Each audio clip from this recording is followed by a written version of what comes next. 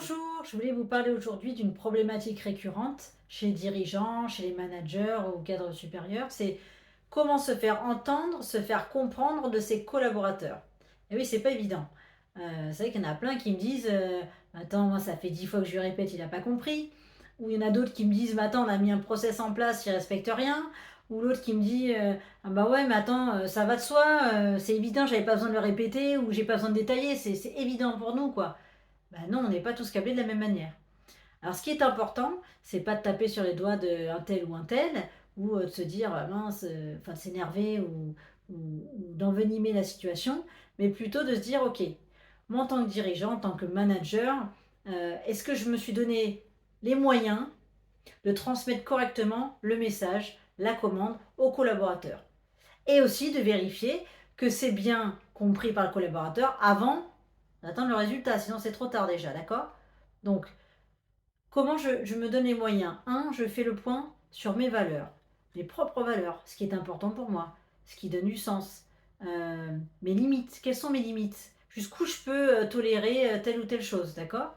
Donc, faire ce gros travail de je me redécouvre ou je connais mon fonctionnement, je fais le point dessus. En deux, c'est je prends le temps, et c'est hyper important, je prends le temps de découvrir le fonctionnement de mes collaborateurs.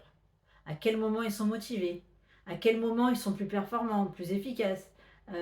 Qu'est-ce qu'ils apprécient? Qu'est-ce qui les motive? Ou au contraire, à quel moment là ils peuvent avoir un petit coup de mou ou se désintéresser?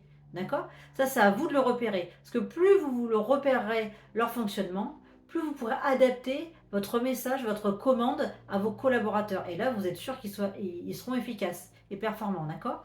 Et surtout, si vous prenez le temps de découvrir vos collaborateurs, de les valoriser. Alors, pas dans le sens, les caresser dans le sens du poil et tout va bien. Non, c'est de dire, voilà, de reconnaître à quel moment ils ont été efficaces et de le verbaliser, de leur dire, de leur signifier. D'accord?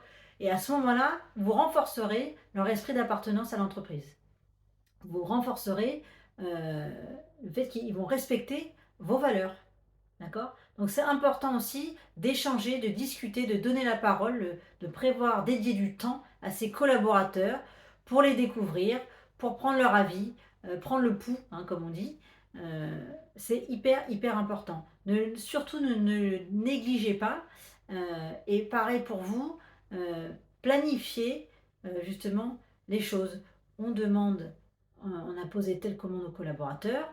euh, à quel moment je vais pouvoir évaluer que le message a été bien compris, que la commande a été bien comprise, et quel est le délai pour effectuer la tâche. Jusqu'à quand je peux attendre voilà, que le résultat soit approximatif. À quel moment, là, par contre, je ne tolérerai pas que le résultat soit approximatif. Et en conséquence, quelle décision je vais prendre? Parce qu'en fait, il faut prendre des décisions. D'accord? Donc pour rester efficace, c'est ça, c'est je connais mes valeurs, je connais mes limites moi en tant que dirigeant et manager, et ensuite je prends le temps de connaître mon collaborateur et d'adapter mon mode de fonctionnement, mon management à la personnalité du collaborateur. Et là, vous verrez, l'appartenance à l'entreprise, elle sera bien transmise.